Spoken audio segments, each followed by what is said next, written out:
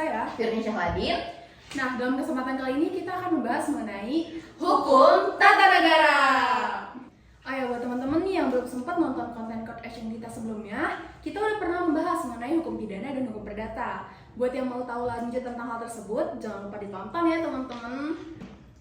Nah, pada kesempatan kali ini karena kita akan membahas mengenai hukum tata negara, ada baiknya kita ngebahas dari definisinya dulu ya teman-teman. Menurut Kusumadi, hukum tata negara adalah hukum yang mengatur tentang bentuk negara dan bentuk pemerintahan yang menunjukkan masyarakat hukum secara hierarki. Nah, selain itu, Christian van Vollenhoven juga mendefinisikan hukum tata negara sebagai hukum yang mengatur semua masyarakat hukum atasan dan bawahan, menentukan wilayah lingkungan rakyatnya, serta menentukan susunan dan wewenang dari badan-badan tersebut. Dan kedua itu membahas mengenai ruang lingkup hukum tata negara itu sendiri. Pada dasarnya, yang menjadi ruang lingkup pembahasan hukum tata negara adalah negara dan beberapa hal terkait dengan negara tersebut yang terikat pada waktu dan tempat kajiannya, di mana hal ini semua terdapat dalam konstitusi negara tersebut. Nah, hukum tata negara juga berhubungan dengan hukum lainnya nih teman-teman, seperti dalam konteks hukum tata negara dalam sosiologi, membantu dan memahami cara untuk aturan konstitusi, mempengaruhi dan mengimplementasi dalam masyarakat. Di dalam bidang ekonomi, HTN juga berfungsi sebagai pembentukan kebijakan ekonomi, sebagai regulasi bisnis dan perlindungan hak milik yang menjadi perhatian utama dalam hukum tata negara.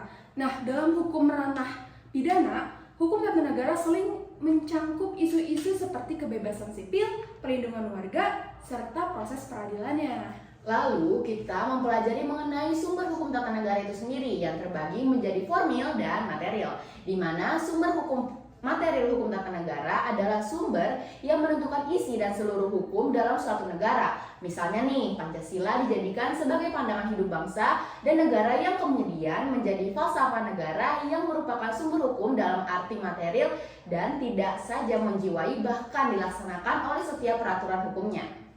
Nah, sedangkan sumber hukum formil HTN adalah segala peraturan hukum tertulis maupun tidak tertulis. Sumber hukum formil itu mencakup dari Undang-Undang Dasar 1945, ada ketetapan MPR, ada undang-undang dan peraturan pemerintah pengganti undang-undang, ada peraturan pemerintah, ada peraturan presiden, ada konvensi ketatanegaraan, ada traktat atau perjanjian internasional, ada jurisprudensi dalam hukum tata negara, serta pendapatan para ahli.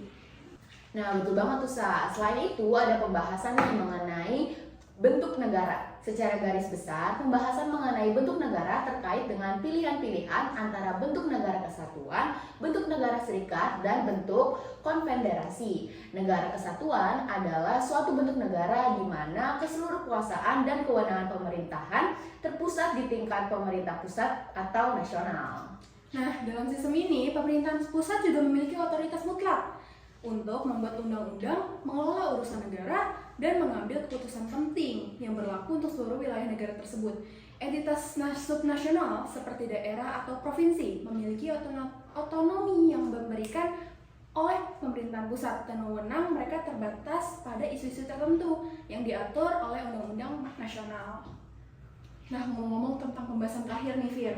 Kira-kira apa sih pembahasan terakhir kita, Fir? Nah, untuk pembahasan terakhir kita dalam hukum tata negara yaitu sistem pemerintahan. Sistem pemerintahan merupakan gabungan dari dua istilah sistem dan pemerintahan. Sistem adalah suatu keseluruhan terdiri dari beberapa bagian yang mempunyai hubungan fungsional, baik antara bagian-bagian maupun hubungan fungsional terhadap keseluruhan sehingga hubungan itu menimbulkan suatu ketergantungan antara bagian-bagian. Akibatnya, jika salah satu bagian tidak bekerja dan baik yang mempengaruhi seluruh organ, sistem pemerintahan adalah konsep yang mendefinisikan dan diperdebatkan oleh berbagai ahli tata negara dan ilmu politik. Nah, kita juga ada nih beberapa bentuk sistem pemerintahan yang secara umum itu dikenal sebagai satu, sistem pemerintahan parlementer. Yang kedua, ada sistem pemerintahan presidensial. Yang ketiga, ada sistem pemerintahan kuasi. Keempat, ada sistem pemerintahan referendum.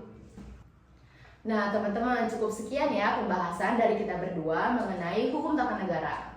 Nantikan konten court action kita selanjutnya di channel YouTube UPS FH UPN VJ. Jangan lupa like, Komen, dan subscribe.